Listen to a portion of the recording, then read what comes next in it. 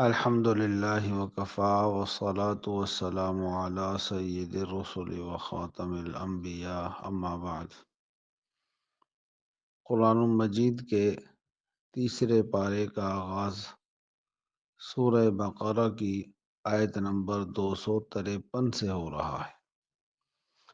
اللہ جل شانہ نے پہلی آیت میں ایک بڑا اہم نظریہ اسلامی عقیدہ سمجھایا ہے کہ تمام رسول، پیغمبر، انبیاء کرام علیہم السلام جن کو بھی اللہ تعالیٰ نے مبعوث فرمایا، ان پر وحی نازل فرمائی، وہ سب کے سب بڑی شان والے ہیں۔ عام لوگوں سے ان کا مقام مرتبہ بہت بلند ہے، لیکن ان کے آپس میں درجے مختلف ہیں، اور سب سے افضل اعلیٰ مقام مرتبہ آخری نبی حضرت محمد الرسول اللہ صلی اللہ علیہ وسلم کا ہے۔ اس کے بعد آیت الکرسی ہے۔ آیت الکرسی قرآن کریم کی سب سے افضل آیت ہے، فضیلت کے اعتبار سے سب سے بڑی آیت ہے۔ اللہ تعالیٰ کے اسماء حسنہ اس میں 17 مرتبہ ہے ایک آیت میں۔ تو بہرحال اس آیت کی فضیلت احادیث مبارکہ میں بہت بیان کی گئی ہے۔ حفاظت کے لیے رات کو پڑھنا، صبح و شام پڑھنا، اور پھر جنت کے حصول کے لیے ہر فرض نماز کے بعد آیت الکرسی کا اہتمام، یہ سب چیزیں احادیث سے ثابت ہیں۔ اس کے بعد اللہ تعالیٰ نے سورہ بقرہ کا جو حصہ یہاں تیسرے پارے میں ہے، اس میں چند واقعات بیان فرمائے۔ ایک واقعہ تو حضرت ابراہیم علیہ السلام کا ہے، جب نمرود سے ان کا مناظرہ ہوا۔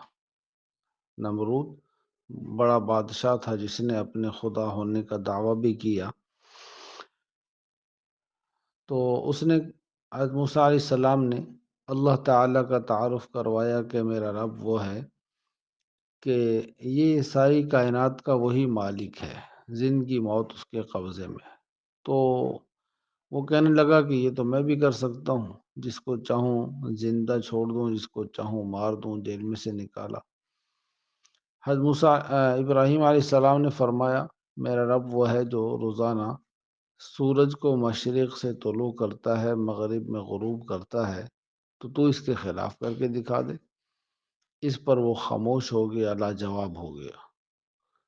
تو ثابت ہوا کہ کائنات کا مالک، خالق، معبود صرف اور صرف ایک اللہ ہے۔ دوسرا واقعہ، حضرت عزیر علیہ السلام ایک بستی کے پاس سے گزرے، وہاں ان کے کھنڈرات کو دیکھا تو دل میں خیال آیا کہ یہ ساری ویران بستیاں دوبارہ سے کیسے آباد ہوں گی، قیامت کے دن سارے کیسے اٹھیں گی۔ تو اللہ تعالیٰ نے ان پر 100 سال کے لیے نیند کو یا موت کو مسلط فرما دیا۔ 100 سال کے بعد جب اٹھایا تو فرمایا کہ دیکھو ہم کس طرح زندہ کرتے ہیں۔ ان کی سواری کا جو جانور تھا اس کی ہڈیاں بکھری پڑی تھی۔ اللہ تعالیٰ نے حکم فرمایا تو وہ ہڈیاں جڑی، ان پر گوشت آیا، ان پر کھال چڑھی، اور اسی طرح وہ زندہ جانور ان کے سامنے آ گئے۔ حضرت عزیر علیہ السلام کا جو کھانا تھا جو ساتھ لے کر چلے تھے وہ بالکل ٹھیک رکھا ہوا تھا 100 سال گزرنے کے بعد بھی۔ حضرت عزیر علیہ السلام کا اپنا جسم بھی ٹھیک تھا۔ تو جہاں اس واقعہ سے یہ ثابت ہوا کہ مرنے کے بعد دوبارہ جب اللہ تعالیٰ چاہیں گے بس حکم فرمائیں گے دوبارہ سب زندہ ہو جائیں گے، وہاں یہ بھی ثابت ہوا کہ موت کے بعد ہر جسم کو قبر کی مٹی نہیں کھاتی، بلکہ کچھ مبارک جسم وہ ہیں جو قبر میں محفوظ رہتے ہیں اور قیامت تک محفوظ رہیں گے۔ انبیاء کرام علیہ السلام کے بارے میں احادیث میں یہی بیان کیا گیا ہے، قبر کی مٹی ان کے جسم اطہر کو نہیں کھاتی۔ تو نیک اعمال ہم اپنے اعضاء سے جو کرتے ہیں یہ ان کی حفاظت کا اور زینت کا ذریعہ ہے۔ گناہوں کی وجہ سے ہمارا جسم خراب ہوتا ہے۔ اس کے بعد تیسرا واقعہ حضرت ابراہیم علیہ السلام نے اللہ تعالیٰ سے درخواست کی کہ میں وہ منظر دیکھنا چاہتا ہوں جب آپ دوبارہ سب کو زندہ کریں گے، کیسے ہوگا؟ حکم فرمایا کہ 4 پرندے لے لو، ان کو کچھ عرصہ اپنے پاس رکھو، مانوس ہو جائیں، ان کو ذبح کرو، ان کا گوشت بناؤ اور پھر مکس کر کے مختلف جگہ پہاڑوں پر رکھ دو۔ ایک پرندے کو آواز دو۔ تو حضرت ابراہیم علیہ السلام نے ایسا ہی کیا، تو وہ پرندے کا حصہ گوشت جہاں جہاں پڑا تھا وہاں سے اٹھ کے وہ جڑا اور وہ پرندہ بن کر ان کے سامنے حاضر ہو گیا۔ سمجھایا کہ اللہ تعالیٰ جب چاہیں گے تو یوں سب مردے زندہ ہو جائیں گے۔ اس کے بعد اللہ تعالیٰ نے تیسرے پارے میں سورہ بقرہ کا جو حصہ ہے، یہاں بڑی اہم بات یہ سمجھائی کہ انفاق فی سبیل اللہ، اللہ کے راستے میں خرچ کرنے کا حکم، اس کی ترغیب اور فضیلت بھی بیان فرمائی، اس کے آداب بھی بیان فرمائے۔ تو سب سے پہلے یہ سمجھایا کہ اللہ کے راستے میں یعنی نیکی کے کام میں، غریب لوگوں کے ساتھ، اللہ کی مخلوق کے ساتھ تعاون میں جو ایک پیسہ خرچ کیا جاتا ہے تو وہ ایسا ہے کہ ایک بیج زمین میں ڈال دیا، اس ایک بیج سے ایک پودا نکلا، اس کے اندر 7 خوشے ہیں، ہر خوشے کے اندر 100 دانے لگے تو ایک دانے سے 700 پیدا ہو گئے۔ اس طرح ایک خرچ کرنے پر 700 کا اجر اور بدلہ اللہ کریم عطا فرماتے ہیں۔ باقی فرمایا کہ اللہ جب زیادہ دینا چاہے، بندے کے اخلاص زیادہ ہو تو پھر اس سے زیادہ بھی عطا فرماتے ہیں۔ آداب سمجھائے کہ جس پر احسان کیا جائے اس کو کبھی بھی احسان جتلا کر ذلیل پریشان نہ کیا جائے، ورنہ یہ عمل ضائع ہو جائے گا۔ اسی طرح فرمایا کہ لوگوں کو دکھانے کے لیے، ریاکاری اور شہرت کے لیے جو خرچ کیا جائے وہ بھی بیکار ہے، اس کا کوئی بدلہ نہیں ہے۔ پھر اسی طرح جو لوگ اللہ کی رضا کے لیے خرچ کرتے ہیں تو وہ بڑا اجر و ثواب کا عمل ہے۔ ساتھ ہی بھی سمجھایا کہ جب خرچ کرو تو عمدہ مال، اپنی وہ چیز دو جو خود پسند ہے، تو غربا میں زکوٰۃ دینی ہو، صدقہ دینا ہو، خیرات دینی ہو تو وہ چیز دیں جس کو لینا خود بھی آپ پسند کرتے ہیں، یہ ایک ادب ہے۔ پھر ساتھ ہی سمجھایا کہ اعلانی یا سب کے سامنے بھی دے سکتے ہیں، چھپ کر بھی دے سکتے ہیں۔ فقہا مفسرین کرام نے سمجھایا کہ جو فرض درجے کا صدقہ ہے جیسے زکوٰۃ ہے وہ سب کے سامنے دیں تاکہ دوسروں کو ترغیب ہو، اور نفلی صدقہ چھپا کر دیں تو زیادہ ثواب ہے۔ اس کے بعد اللہ تعالیٰ نے سمجھایا کہ وہ لوگ جو خود نہیں مانگتے، بھیک نہیں مانگتے، ہاتھ نہیں پھیلاتے، لیکن ضرورت مند ہیں، ان کا زیادہ خیال رکھا جائے، ان تک صدقات کو پہنچایا جائے، ان کا حق زیادہ بنتا ہے۔ اس کے بعد اللہ تعالیٰ نے صدقہ خیرات کی ضد دوسری جو سوچ ہے خود غرضی والی، اس کا ذکر فرمایا کہ سود اور ربا کو اللہ نے حرام کیا ہے۔ سود کھانے والا خود غرض انسان وہ پھر دوسروں کو نوچتا ہے اور دوسروں کی مجبوری سے فائدہ اٹھاتا ہے اور خوش ہوتا ہے۔ تو فرمایا کہ یہ سود اللہ تعالیٰ سے اعلان جنگ ہے، اس کو چھوڑ دو، توبہ کرو اور آئندہ کے لیے اس سے بچتے رہو۔ اس کے بعد اللہ تعالیٰ نے ایک معاشرتی ادب سمجھایا کہ جب ادھار کا کوئی معاملہ کرنا ہو، لین دین کرنا ہو تو اس کو تحریری طور پر لکھ لینا چاہیے، اس کا وقت بھی مقرر کر لیا جائے، گواہ بھی مقرر کر لیے جائیں، اور اگر نقد معاملہ ہے تو پھر چاہے نہ لکھا جائے، اس میں کوئی حرج نہیں ہے۔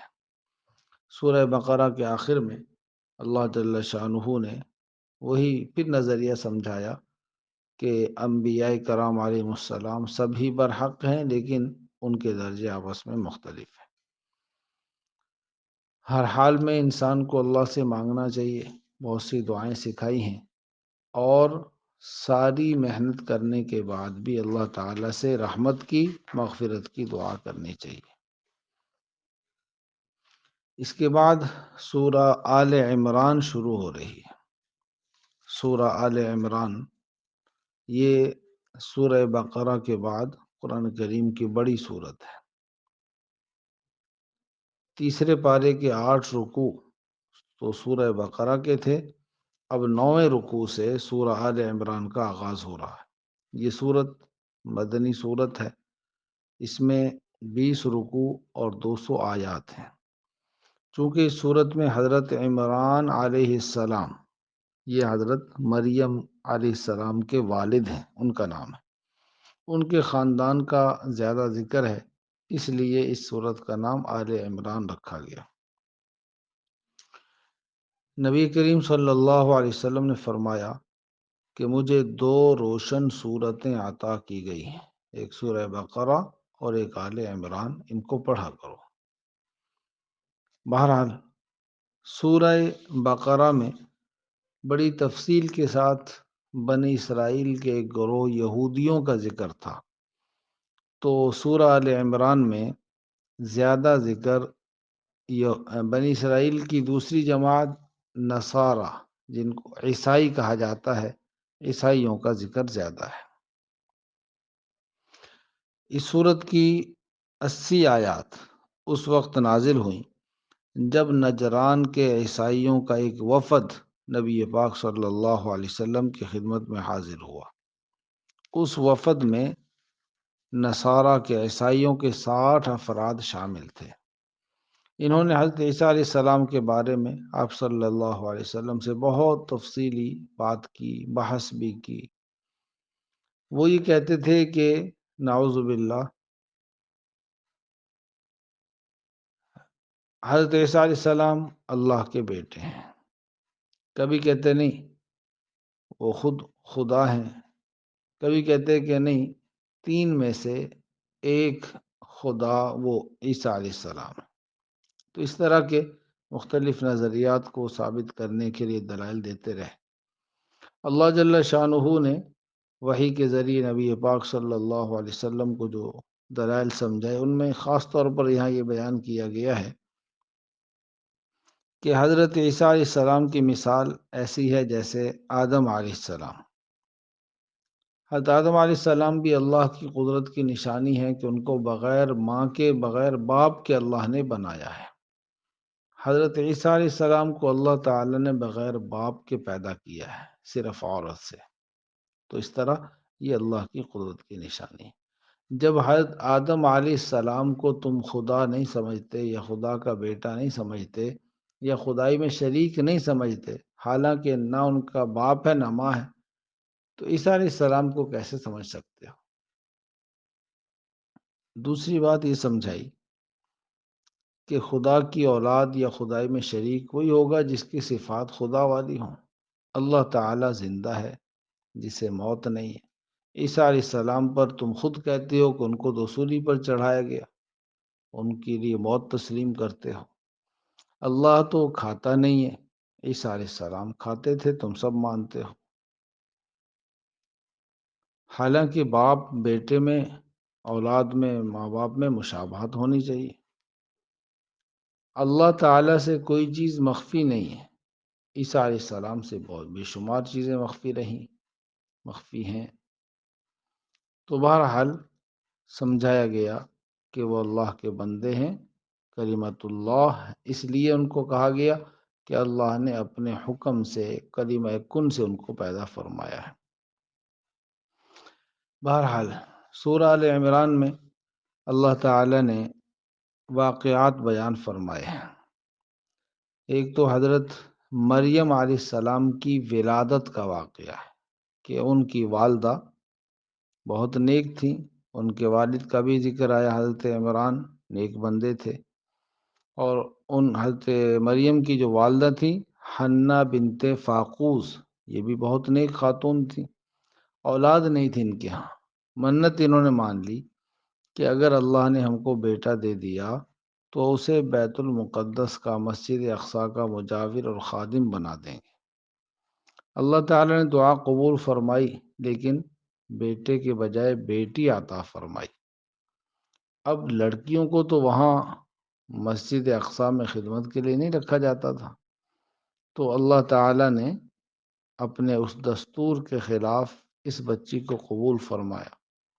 حضرت زکریا علیہ السلام جو کہ اس بچی کے مریم کے خالو تھے وہ کفیل بنے، انہوں نے ان کی تربیت کی۔ حضرت مریم کے پاس کمرے میں جاتے تو دیکھتے کہ بے موسم پھل وہاں رکھے ہیں۔ پوچھا یہ کہاں سے آئے؟ تو بڑا ایمان افروز جواب دیا، من عند اللہ، اللہ کے پاس سے آئے ہیں۔